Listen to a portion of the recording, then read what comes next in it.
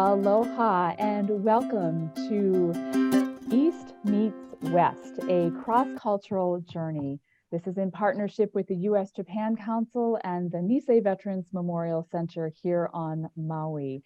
Good afternoon. My name is Deidre Teagarden. I'm the Executive Director here at the Nisei Veterans Memorial Center, where our mission is to inspire people to find the hero within themselves through the legacy of the Nisei veterans. You can find out more information about the center on our website at nvmc.org.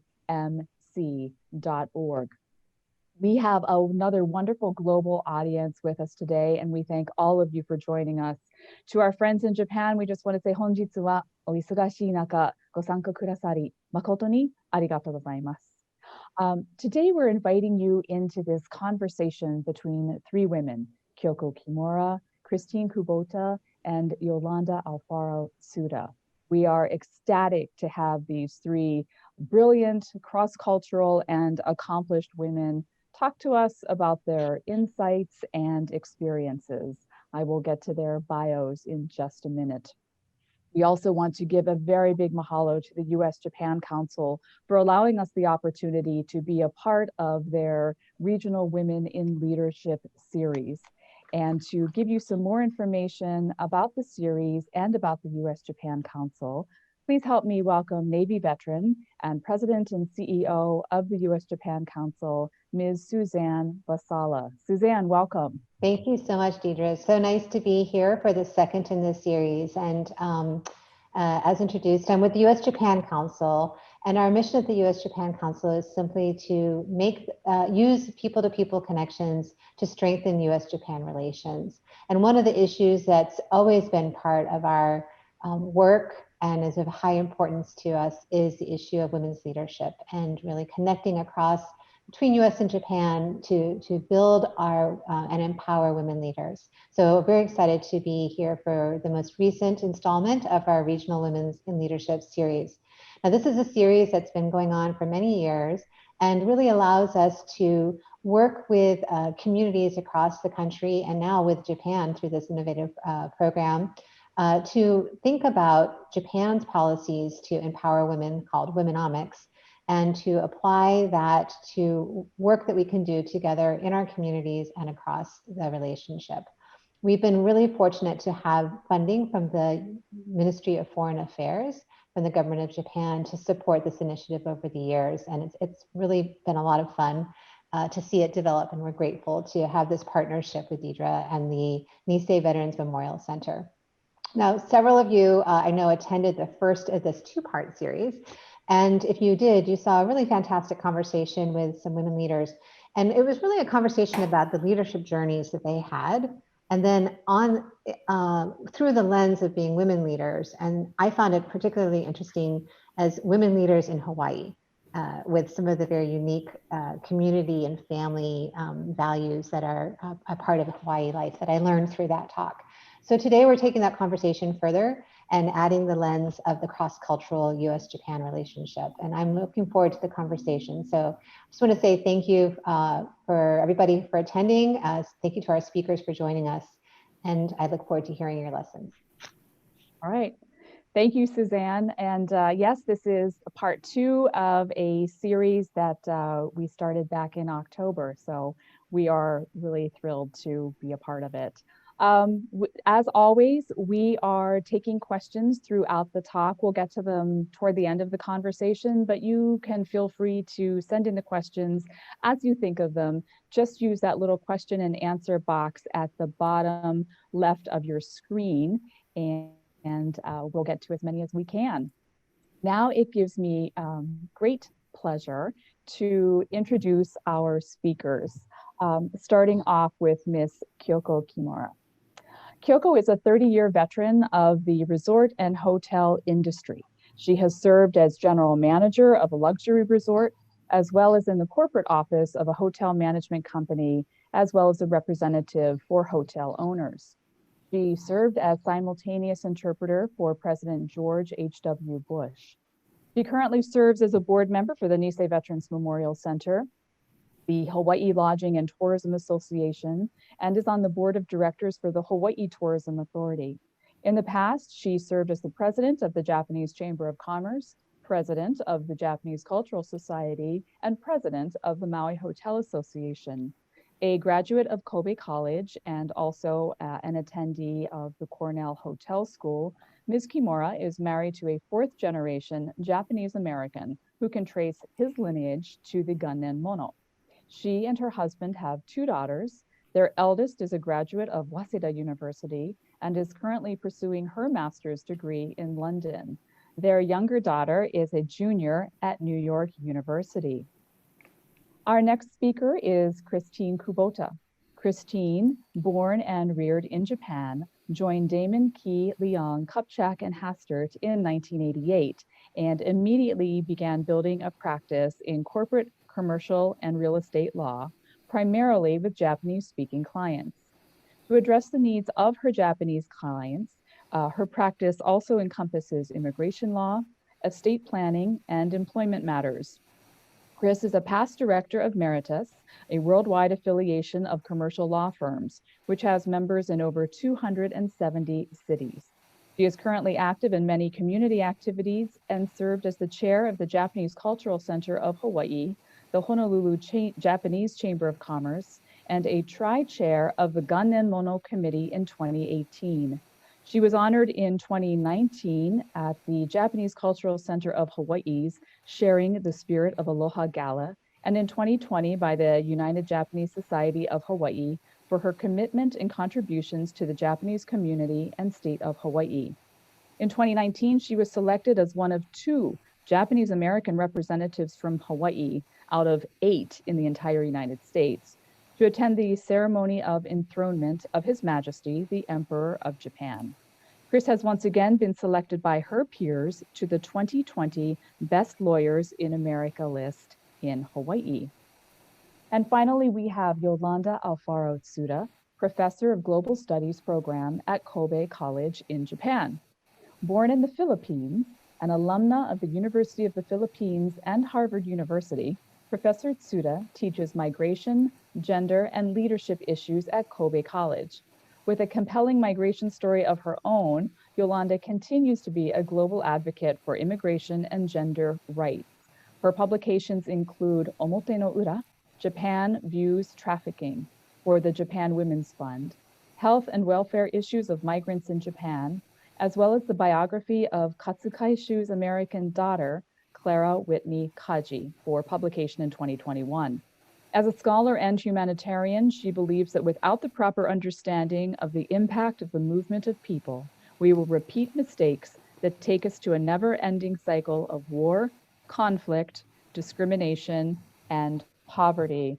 So please help me give a warm virtual Maui welcome to our panelists today. Aloha, ladies, welcome. Thank you. It's great to have all of you here. Thank you for spending some time with us this afternoon. I really want to start off with this question of the fact that you are all trailblazers in your chosen fields. And I'd like to know who or what experience led you to know that you could break these boundaries to choose and excel in the careers that you are in. And Kyoko, I'm going to start the conversation with you. Who was it? What was it? Actually, unlike the other 2 ladies, in my case, it's totally luck, I think. I think I'm a product of Japan's bubble economy. In Japan, they hire college students at the same time, only once a year. And I was the first year college graduate after Japan implemented the Equal Employment Opportunity Law. So the company had to hire, or that had to open up the position to both male and female students. So that's how they started calling the stewardess flight attendant.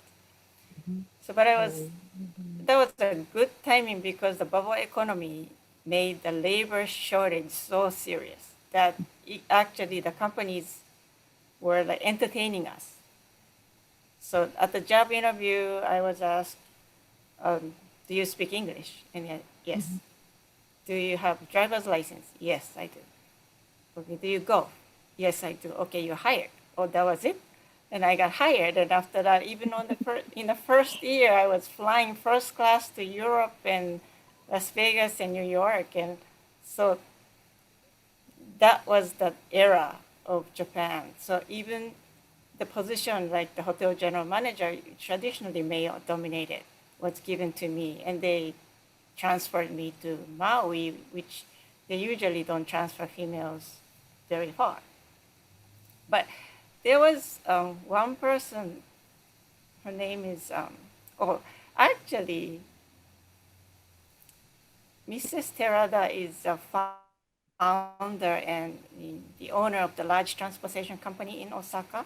She started with just one truck in 1960s. And in 10 years, her revenue went over 100 million US dollars with 4,000 trucks and 10,000 employees. And she was always really nice to me, and I was always looking up to her. But one day she saw me being yelled at by my guests. It always happens when you're a general manager. But I was young and I was depressed. So she came up to me and like, manage means just make up at the end, don't worry. So that made me relax, and her style of so natural that she never pretends that she is more than what she is. Like she's a woman in that generation. There was a lot of jealousy or the obstacles and guys, and she doesn't even have college degrees, but she stayed as she is and very successful. That was that has been my encouragement. It's a great story. What about you, Christine? What was it? A person? Was it an incident that made you realize you could break these barriers? Well, Deidre, as you know, I was born and raised in Japan as an American, so it's a little different. So my father raised me as an American, as I had a Japanese mother who expected for me to be very Japanese. But during the day, I would be surrounded by Americans and Europeans, and then I would go home, and my mother would expect me to be very Japanese. So I was very confused. So but because I was a foreign-born American and I don't have a Japanese passport, I had to return to the United States before a certain age. There was a law where you had to return to the United States or you would lose your citizenship. So then you would be stateless. So of course, after high school, I knew I had to go to the States all by myself. And so at that point, at that time, your mother would expect you to get married and have a family, but you have to go to college. So you go to college. So my high school graduation class was a class of 18 classmates, very small Catholic high school, and I ended up I went to a small Catholic college. But it's culture shock, of course. You come to Hawaii, nobody speaks English, everybody's speaking pidgin. You don't know what's going on. It's a completely different environment because I grew up very international. I thought I'm bicultural, I'm bilingual, I'm very international. My friends are from all over the world. I've tried all different dishes from everywhere. And then all of a sudden I'm plopped into a very specific culture here in Hawaii. So I still don't know what I want to do when I grow up. But I realized that I like helping people. Travel industry, like Kyoko, you help people. You make them, everybody comes to Hawaii to be happy. So I end up in the travel industry. And then you realize that you like working. I'm very passionate about working. And then my dad told me that anybody can be replaced. So you have to have something special. And that kind of inspired me, I think. And in order to be that special person, you have to really care. You have to be doing something different from everybody else. It can't just be maneri in Japanese, just same as everybody else. And I think that's where my work ethic came in. And then as I started helping people in the travel business at duty free and all those jobs that people used to have in college, I was a waitress, you help people and, I ended up interpreting in court, and I would lose. How come I'm losing? People get ripped off. How come, why didn't they do this, do that? And that's why I decided to go to law school. And so the other person that inspired me was my professor of international business in law school, who was a lawyer from Africa. And he told me after my class that, you are a person that can be a very good lawyer. And that, and it wasn't my grades weren't good or it wasn't like I was top of my class, but he says that you're going to be a good lawyer. And he said that with a straight face. And then I felt like, okay, maybe I can do this. And this is after I went to law school when I was 30. So, it was a second career for me. I was a travel agent for 10 years. I loved helping people travel to Japan. It was just very, it was a happy business. Turned into a lawyer which is a very sad business, helping people with problems, but so there was, in those days, unlike today, it's not so fast. Everything is like in steps. We had to write letters home. Telephone calls were $500 a minute. And so you had to talk really fast. I mean, so it's very, very different. So there's really no one thing, but I think all those little things and people around you that help you to grow and to understand the environment you're in, I think helped me to become who I am today. Very interesting. Thanks. No wonder you know all the good places to go in Tokyo. Yes, I'm a good tour guide. You are. And other things. So what about you, Yolanda? I mean, you have such an interesting story as well. Can you share that with us? Okay. Well, I consider my experiences really in different frames with varying sizes, shapes, and colors. But I think the smallest, yet probably defining frame was that I was born into a large household of 9 siblings. So that includes 2 parents plus the household staff. That's a lot. So when you talk about leadership and you are in this small room with 8 other taller heads, with voices 1 octave higher, I was constantly lost in the crowd. So, however, to compensate, I think I developed more sensitivity to others and empathy too, as I know how it is not to have a voice or not to have my voice left unheard and my presence unnoticed. And my other definitive frame was my migratory experience. I lost the soft cushion of a big family and landed in Mars, where I did not only lose my voice, but also my language as well. And my first crossing east to east was to Australia, which was at the time at the tail end of its white-only policy. So it's not really the persons, but really the places where I've been to that have been the defining frames for my experiences. Thank you. So I heard you all say something similar about wanting to help people, not having a voice and therefore being empathetic, being in a new culture. And can you talk a little bit more about that? How was being a little bit of an outsider or not having that voice, how did that shape who you became? And this time, let's start with Yolanda and then go to Christine. So as I said earlier, my first migratory movement was to Australia, and we were really in a very white community. And there were very few people that I could talk to.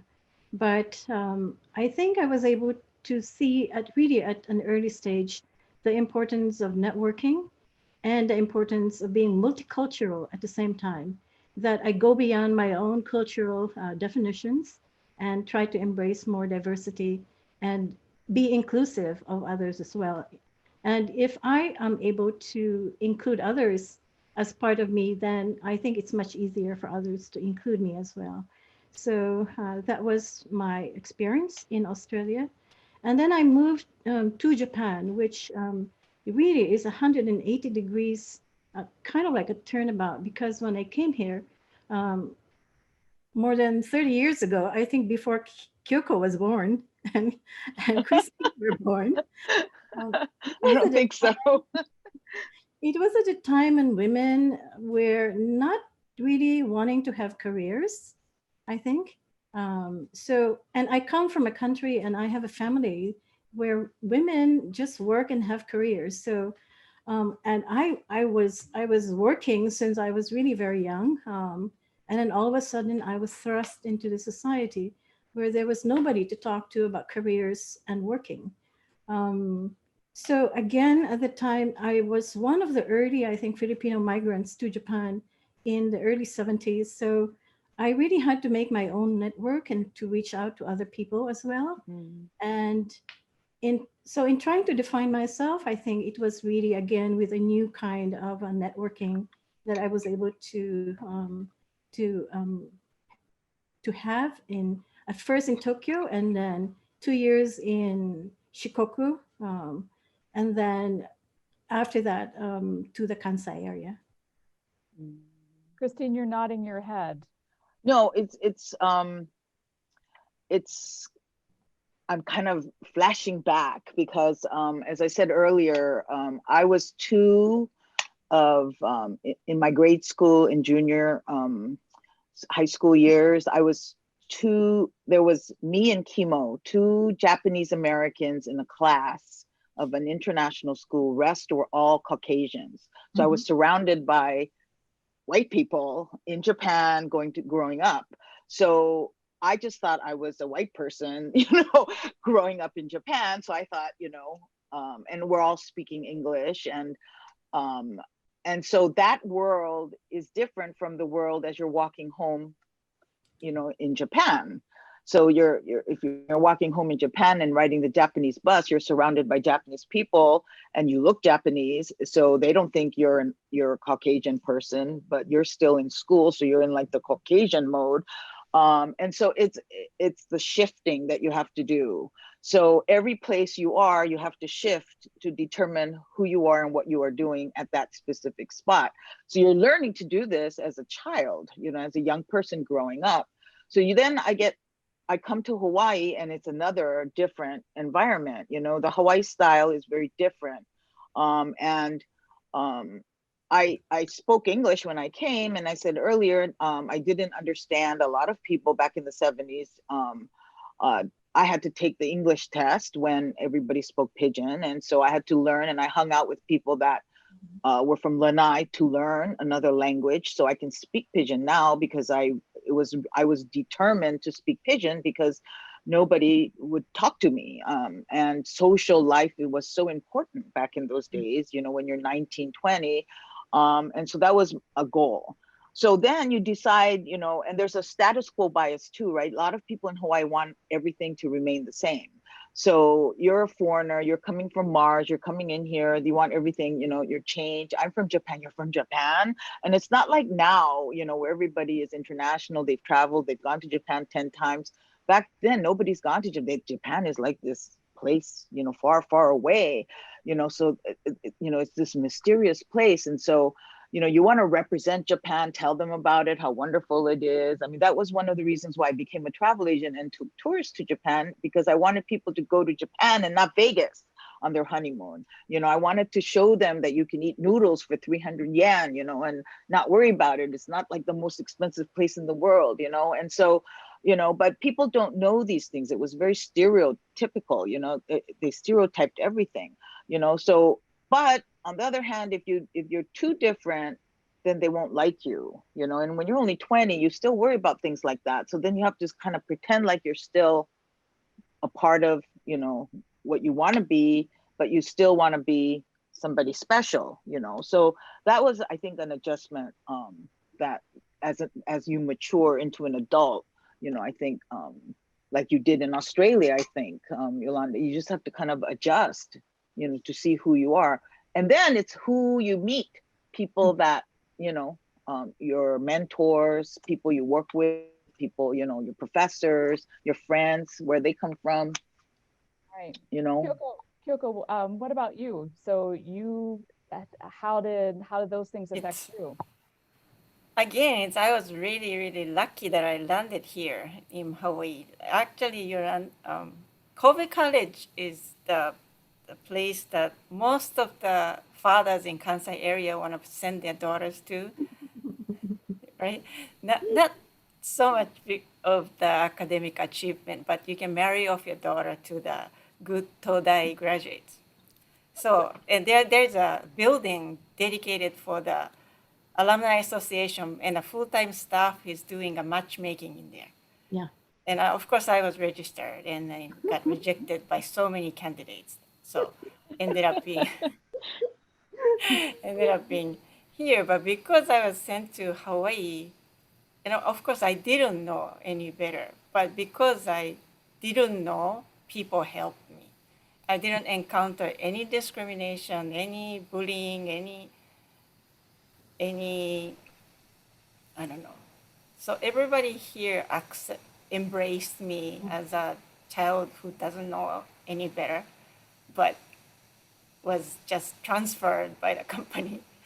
And then one day I had to get the SMA permit for the hotel development, and if I fail, my company already invested so many $1 million, and what am I going to do? And I was so afraid of this one council member who's always attacking me. But one of the famous Nisei veteran, Mr. Arisumi, was the planning commission chair. And he really protected me and shut those people down and just hammered the permit in 5 minutes. While the other, the other large Japanese hotel company took 10 years to get the SMA permit next door. So that was the episode. Oh, Isn't that, Kyoko, because of, it's because you show that you care and that you're doing it properly, and you're not trying to rip people off, and you're passionate about what you're doing, and you're true. Sincerity and humbleness, and that time during the bubble, so many Japanese company came, as you know, and bought out every single hotels on the coast line. But some of them came with somewhat arrogant attitude that I have the money, like I'm buying you, like I'm investing you. But our company and myself didn't have that attitude. I think sorry, I'm the visitor and knocking your door, taking off the shoes. Can I come in? So they accepted me, I think. Yeah. So, talking about that and the difference between culture and doing business, I mean, you all work cross-culturally, and what are some of the big differences that you have found, in your careers going back and forth between America and Japan, or Philippines and America and Japan, and just talk a little bit about that. And Christine, why don't you answer that first? Well, not so much now, but when I started 30 years ago, even in America, there were, I think it was right when I went to law school, there were about 50-50 in law school, 50% women, 50% men, but try to get business from a Japanese business person to have a female lawyer, So my first meeting, I still remember, is I'm in the large conference room with Japanese business people, and I have a partner in the room, and we're both women. And then they think that we're like the people that bring in the tea. So I'm bringing in the tea because I'm the associate, and so we sit down and they go, "Where's the lawyers?" And we go, "Where are the lawyers?" And so they were so embarrassed that, the deal went very quickly, because they were so embarrassed that, they weren't international enough to identify, us. And so, I just, but I forget when, but in Japan, there were TV and movie deals with women lawyers. It became the in thing. So from there, it became very popular to have a Japanese woman lawyer be your representative. So from there, we became very popular, but it's still, when you go to Japan, it's still very difficult, because things are just different. Right, Yolanda? It's just very different. When they come to Hawaii or to the United States, they try to become American, but when they're in their home ground, it's still they're there. I mean, they're here in shorts and slippers, but when I meet my clients in Japan, they're in nice three-piece suits, and they're very different. I say, "Shacho, zenzen chigaimasu ne, Hawaii to." You know, I mean, and they have like 4 secretaries behind them. When they're here, they're in their slippers with their wife, you know, in a little bag, you know. And so it's and when they're in that mode, it's very different, you know. So I think it's very hard to do business in Japan all the time, right? Yolanda, tell us. Which one do you want to hear? The sub stories? Yes, I do, because we have to address those things, you know. We have to address those things. Yeah, and unlike Christine and Kyoko, when you were, you were in your careers at the early stage of your careers, you had a lot of good luck with the timing and etc. But in my case, the timing didn't really work well for me. When I came to Japan, I think the migration of women from Southeast Asia was really regarded as highly negative, and there were a lot of stereotypings about women coming from Southeast Asia. So no matter how I sold myself as a highly educated, highly skilled woman, there was no room for me at the inn. There was no job for me. Just because I'm Southeast Asian, I come from the Philippines, and especially I am a Filipina, and I am a woman. So there was a kind of like a really negative stereotyping of what these women are. So actually in Japan at my early stages here, I'm so very proud of my husband's, my Japanese husband's background. He comes from a migratory family. His great-grand aunt actually is one of the early migrants to the United States. She was sent off as a young girl at the age of 7 to study completely in the United States. And she came back to Japan at the age of 18.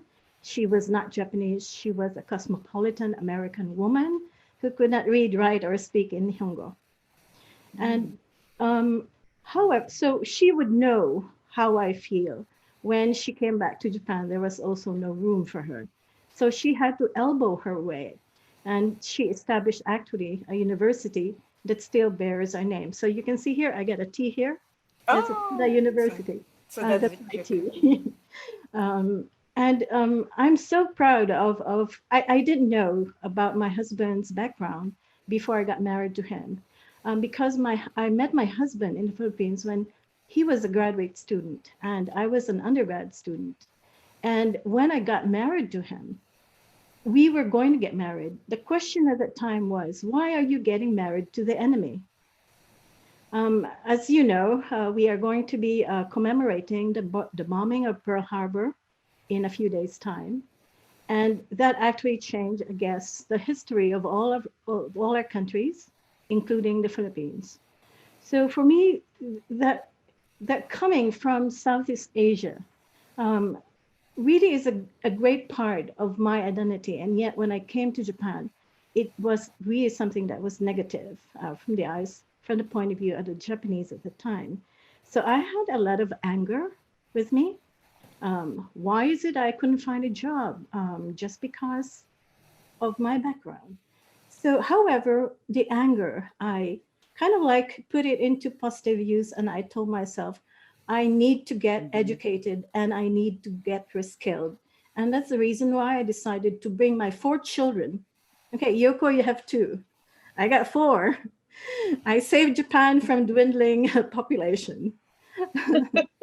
And I decided to go and then make another crossing with my 4 children. And that is why I ended up in the East Coast as a student in Massachusetts.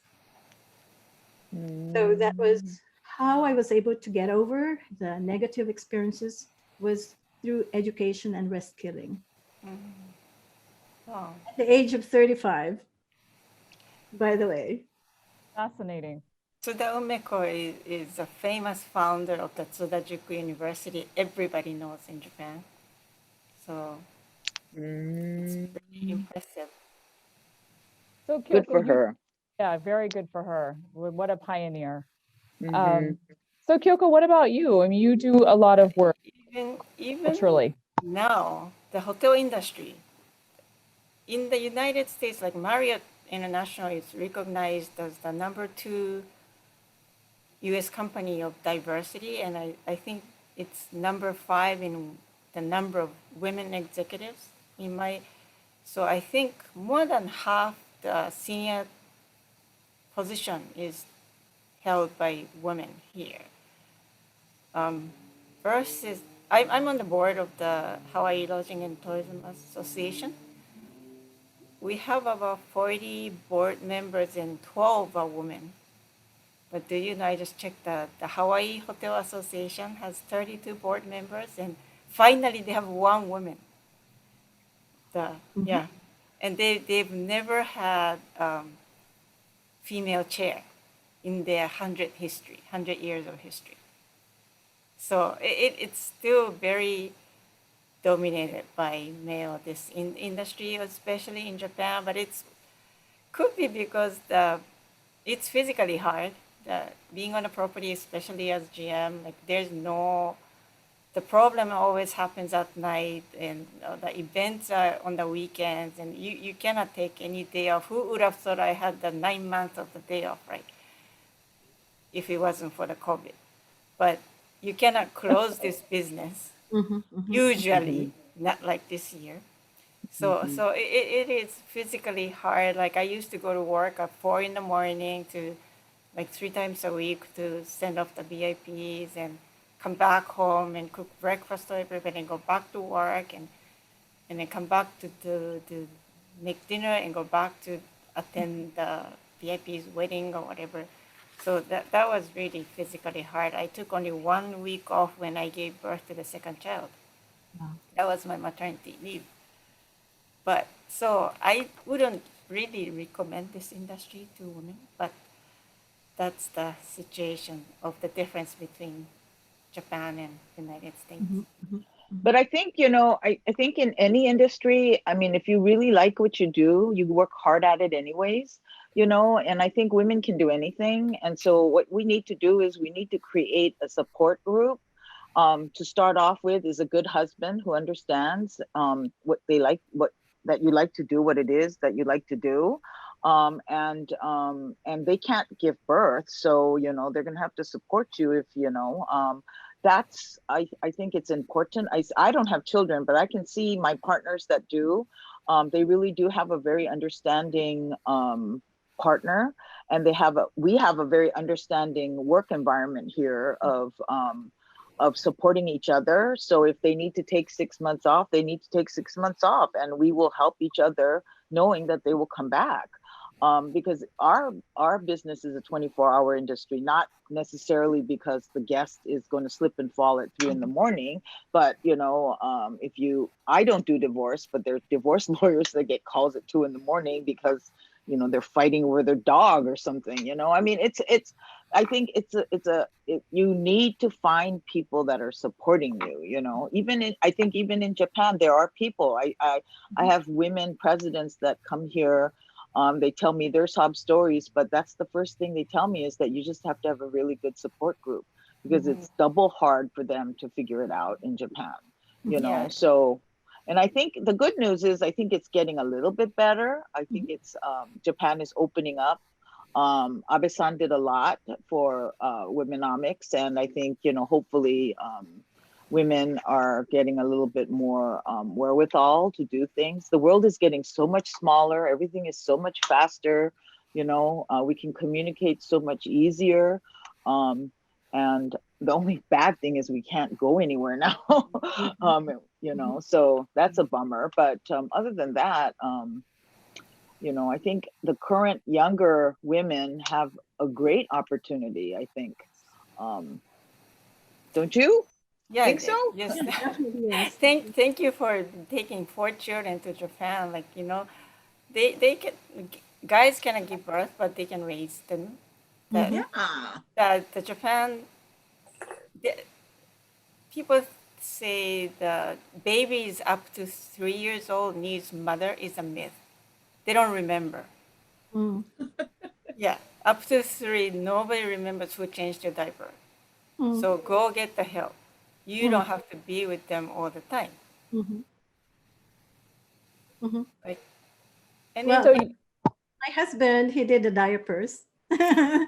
So I think my kids remember. we were Um, we were talking earlier before the conversation today about obstacles, and I think you're talking about some of those obstacles right now, and you've touched on some, but when you're looking at either your careers or maybe you are all anomalies, other women in business, their careers, what kind of obstacles have either you encountered or do you hear about, and how can we get around those? it's not so much of a jealousy, but when guys are telling you what to do that which doesn't make sense, it's easy to ignore. But when woman is telling you, it's hard to ignore. It's their opinion, not so much of their jealousy. But like one time, wife of the owner, the president of Takeda Chemical, was telling me that I'm missing the precious opportunity of being with my children when they are small and cute. It could be true, and it's something hard to ignore advice that she's probably sincerely telling me, not out of her jealousy or anything, because she is in a very good position. So it can be, I don't know, in the future, I want people to think there are different ways of happiness. Like, nothing is wrong of staying home. Like, I could have been better off if I stayed in Japan. I didn't come here and pick one of the lists from the COVID college and stayed home. But right, and nothing is wrong with that. And they should be. A lot of my friends, my generation, had to choose either or, the career or family, and the half of them chose family, and they are happy now. So that stereotype opinion is the obstacle. That there are choices. Anybody can choose anything you want. Is that in Japan, for some reason, it's so easy to abort children, and it's so hard to adopt children. Yes.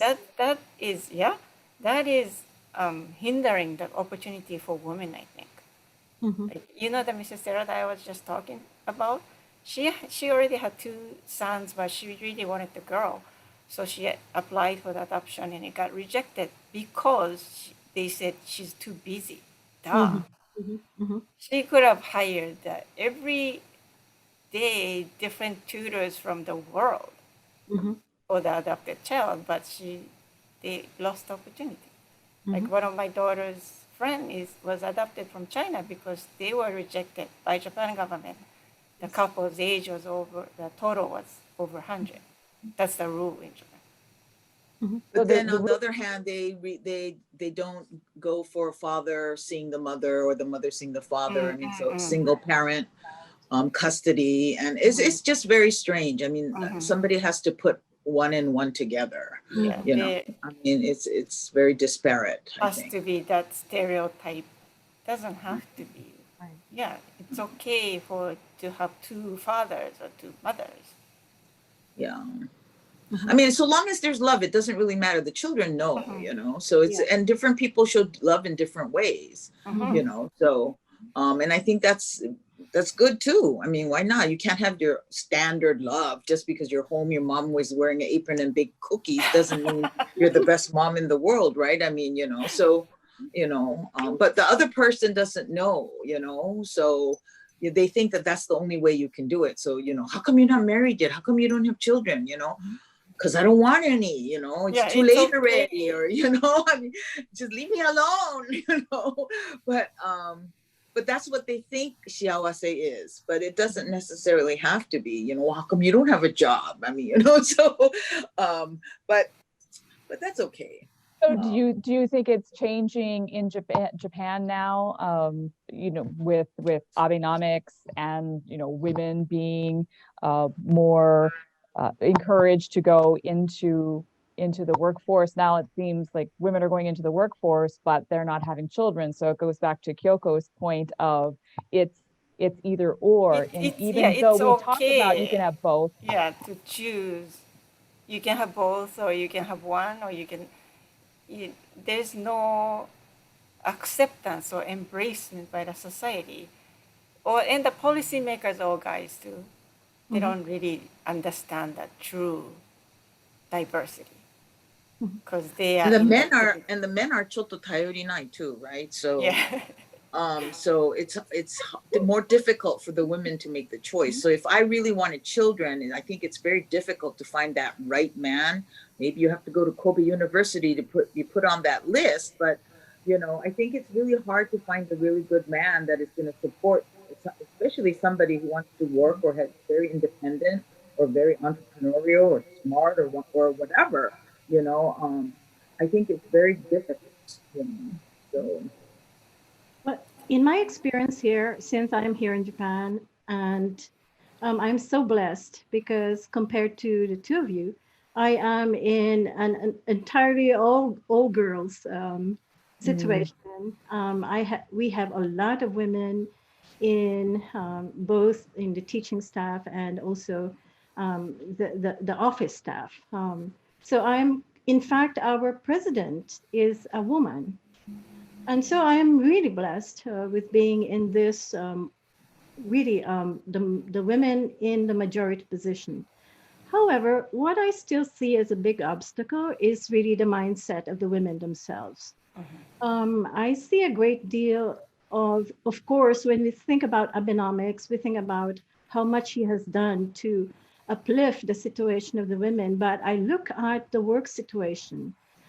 In my very small college, I see that you have a very privileged full-time, fully paid, full-time positioned women.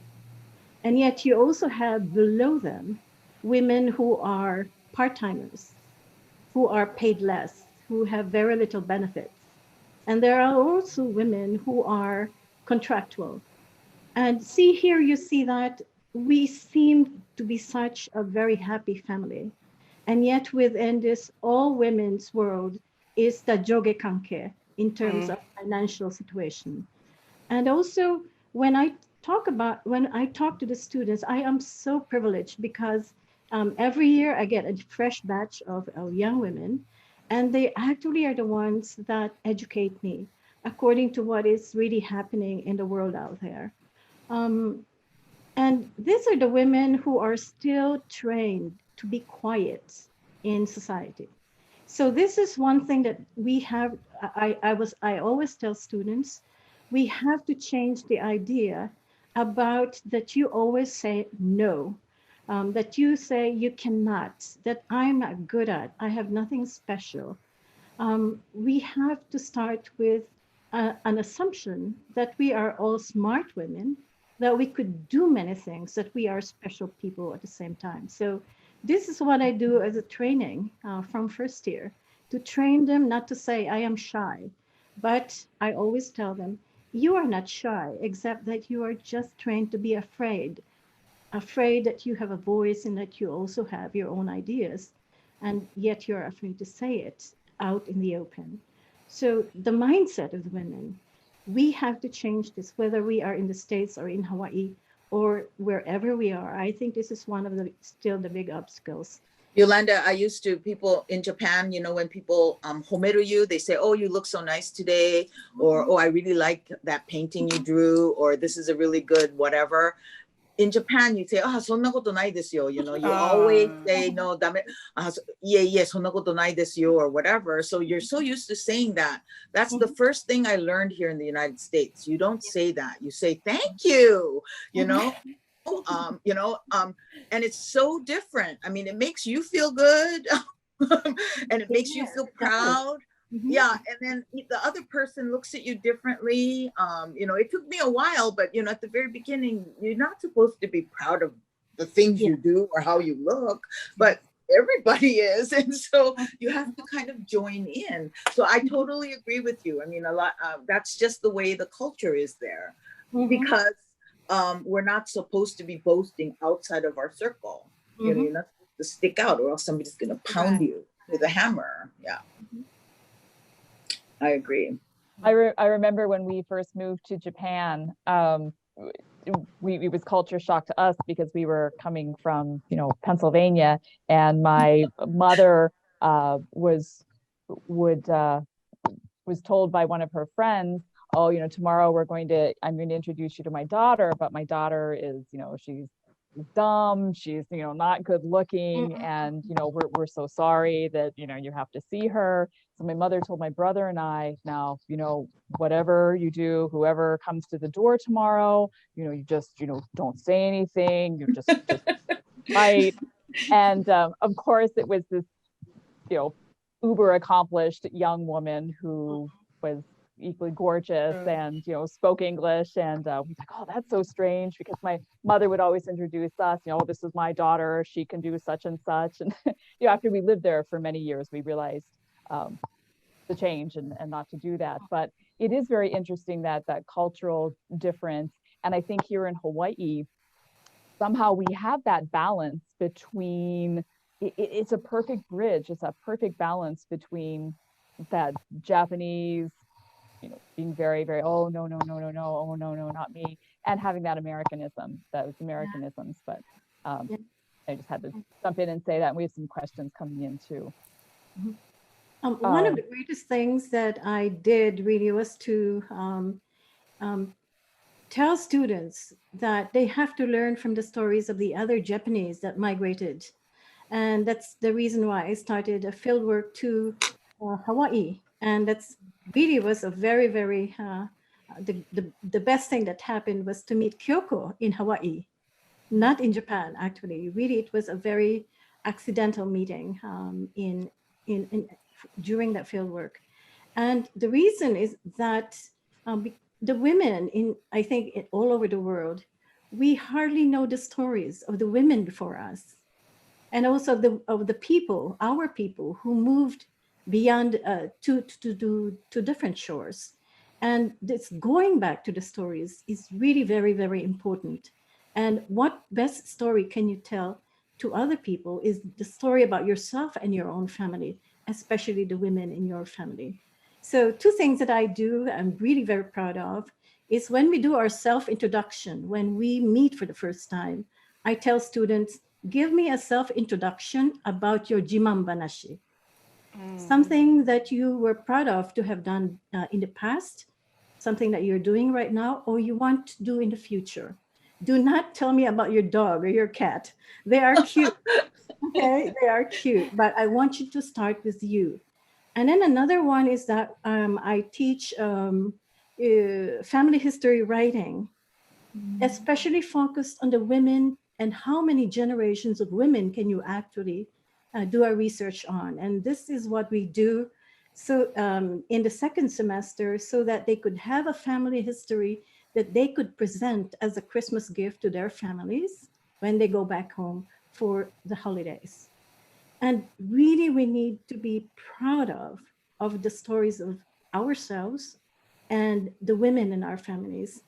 I would like to ask you, Christine, Kyoko, and Deidre, how many generations of women in your family could you actually remember their family names before they got married?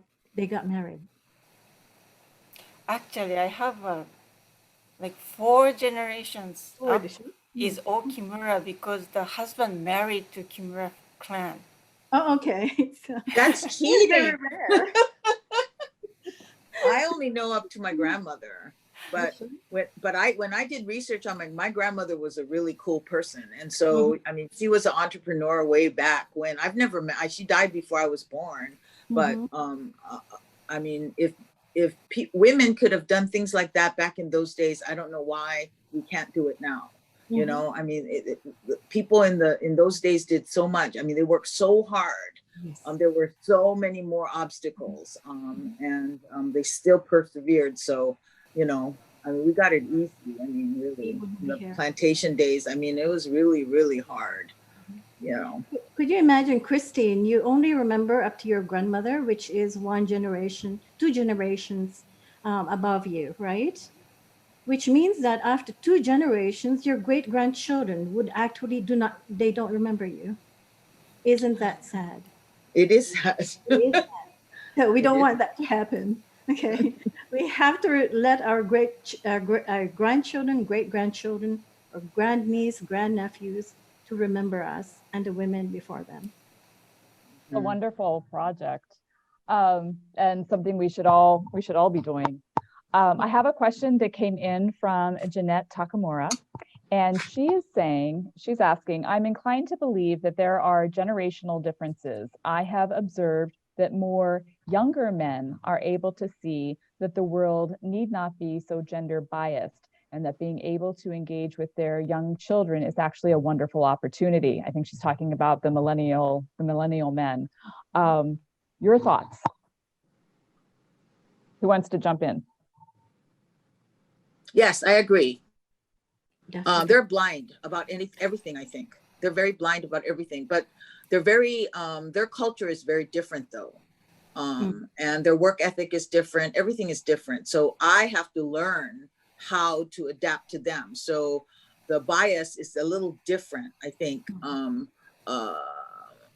It's a different level of differentiating and understanding. I mean, it's not discrimination or anything, but I think it's just it's totally different. I have you just have to learn how to communicate with them, because their life is so much faster, but they're very blind to discrimination. They are very good people in that sense, I think.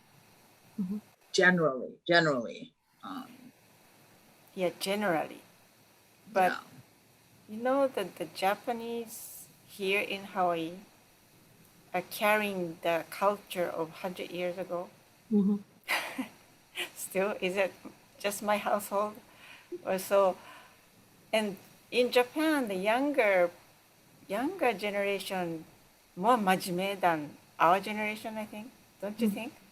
And they're harder working.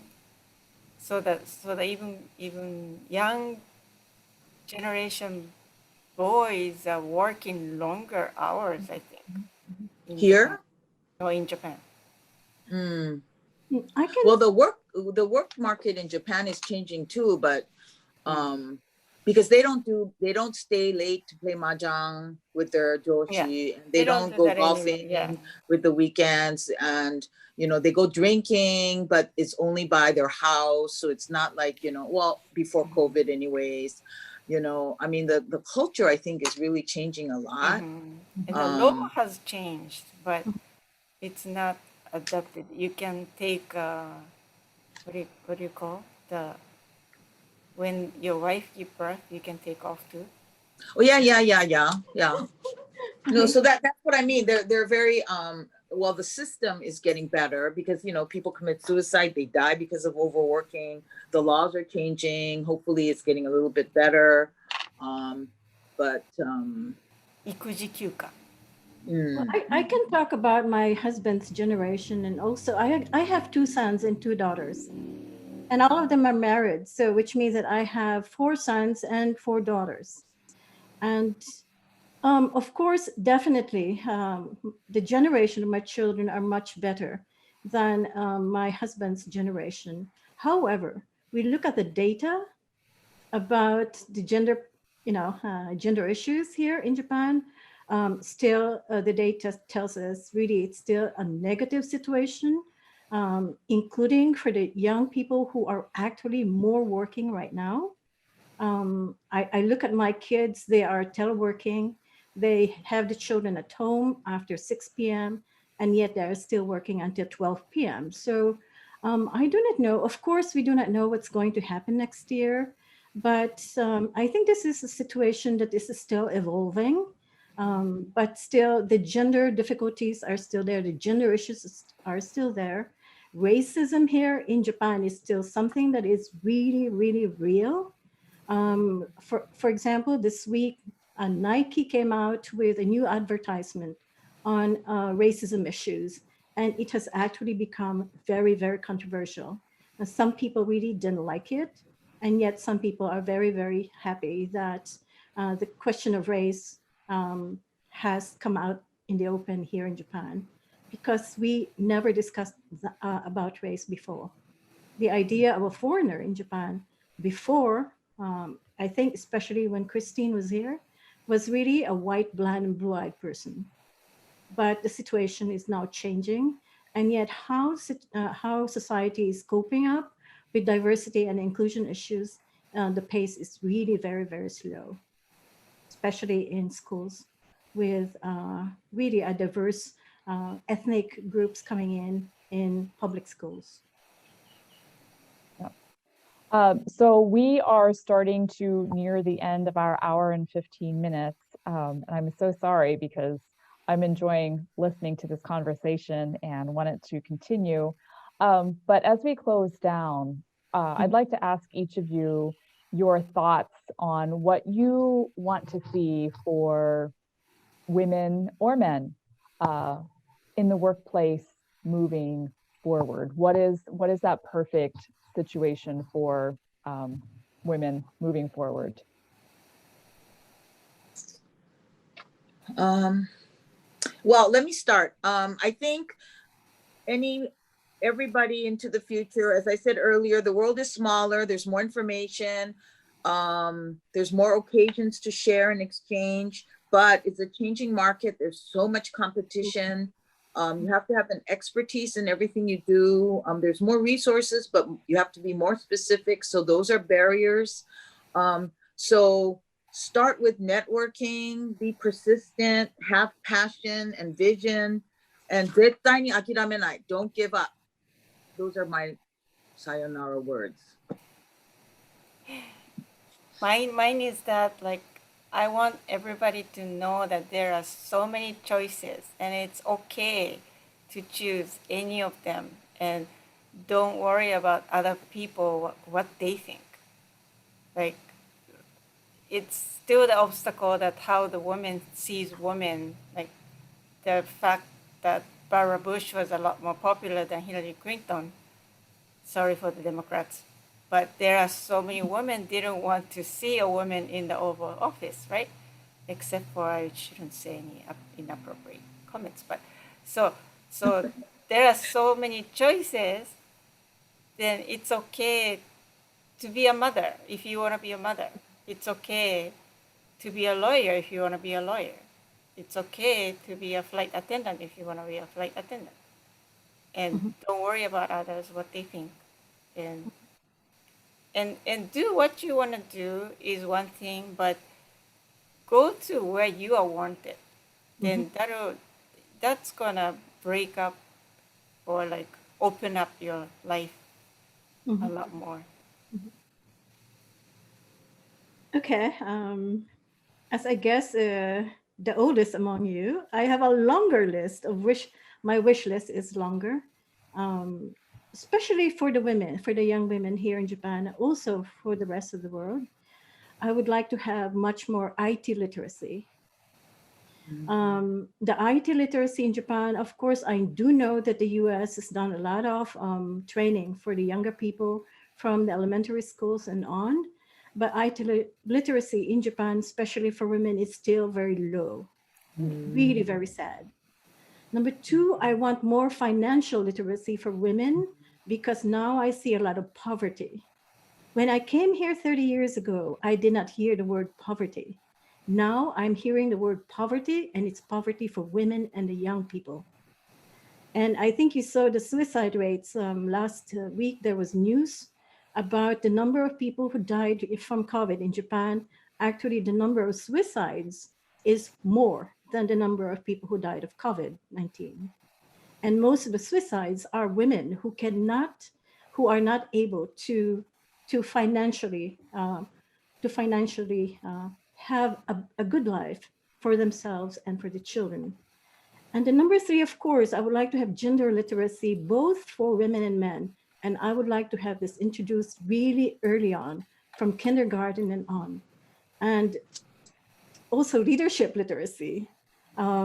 We need the training of youth to become leaders. And for this, we need role models such as Christine, Deidre, and Kyoko. We need to have more number of role models because it is still highly lacking here in Japan. And the last thing, I would like to ask the older generation of men to give more positions to the younger people, give it to them because we don't need it anymore. But these young people, they have better ideas. They have great vision compared to us, and they are our future. Mm-hmm. Thank you. Thank you all so very, very much. Before I go to Suzanne for some closing remarks, I just wanted to let you know that one of our people who are watching, Terry Motosue, just wanted to thank all of you. She said it's been interesting and enjoyable and one of the best webinars she has seen on these issues. And I think that that all speaks to you and your honesty and willing to come on. And we really, when we were speaking earlier, we wanted this to be, you know, special and grassroots and honest, and all of you came with that. So what a lovely way to kind of end the year. And Suzanne, closing thoughts from you. Great, thank you so much. Well, for one thing, I had said earlier beforehand that I was going to turn off my camera and I was going to grab my dinner, and I've been so spellbound that I haven't had a chance to eat. So, but this was just so wonderful. I couldn't even steal away for 30 seconds. And really, I think that Deidre really wrapped up, you know, how special this was. I just wanted to kind of hit some of the things that I heard that I think are important as we kind of build out the series on women's leadership. And you talked in the beginning, a great prompt about what got you to feel confident about yourselves. And most of you had a story about somebody that told you you had something special, gave you that confidence, saw something in you that was very, very helpful. And I just thought it was really lovely that by the end, Yolanda was sharing stories about how she is doing that with her students and reminding them not to be shy and kind of taking that full circle. And I think that really ties to your point about the importance of role models. And so I thought that was a very interesting thread. And then I just, you know, so nice to have Tsuda Umeko-san, you know, evoked here as such a pioneer. But you guys are all really amazing stories of pioneers. And especially, if I understood correctly, 2 of you chose to change your careers and get major educational shifts later in your lives. So just going across the country, going across the ocean and moving to other countries, I'm very impressed by your courage and your grit, which is obviously super important. I was really fascinated by the conversation about choices, and Kyoko, you really focused on that in your ending comments. And I think that is a really key point and a big part of the Womenomics agenda that we see in Japan. It's about creating more choices for people. But it takes more than those opportunities, because we need the ecosystem and we need the culture and the self-confidence then to take advantage of those choices. And otherwise, the opportunities are there and they're not being taken advantage of by women. So I thought that was a really interesting conversation and probably worth its own follow-on conversation. I loved all the practical advice at the end, and I hope we can put a list out afterwards. But the last thing I just really wanted to touch on was the power of story, which really came out. And a couple weeks ago, we had a public symposium for USJC, and we had a session on women role models and the power of story, and how the act of telling their story not only motivates the younger generation who's hearing their story, but by telling your own story, you're also creating more opportunities and empowering yourself. And I thought that really came across in your conversations and what you discussed. But again, Yolanda, I love that you're working on a program that's actually actively getting young people to think about their story and telling their story and conveying that. So on that, I just want to say thank you all for talking story with us tonight. And I learned a lot, very inspired, and hope that other people who are attending, who I appreciate everybody who spent the evening with us, I hope you came away equally inspired. And I felt a lot of calls to action tonight and look forward to moving forward with that. So thank you, Deidre, for giving me a chance to comment. And thank you, Deidre, for your wonderful moderating again and for organizing this for us. Well, thank you. Thank you very much. Again, it's really been an honor to be a part of the USJC Women in Regional Leadership series. We've learned a lot. We've enjoyed it. I want to thank all of our panelists this evening on behalf of our staff and board here at the Nisei Veterans Memorial Center. Thank you so much. This has been recorded and will be available on the Nisei Veterans Memorial Center YouTube channel in about 2 weeks. So don't worry, we will send you a link when it's ready to view. So again, thank you all very much. Have a happy holiday season. Be well and stay safe. And ahui ho. Aloha. Ahui ho. Come visit Kobe College, Yes. the most beautiful campus in Japan.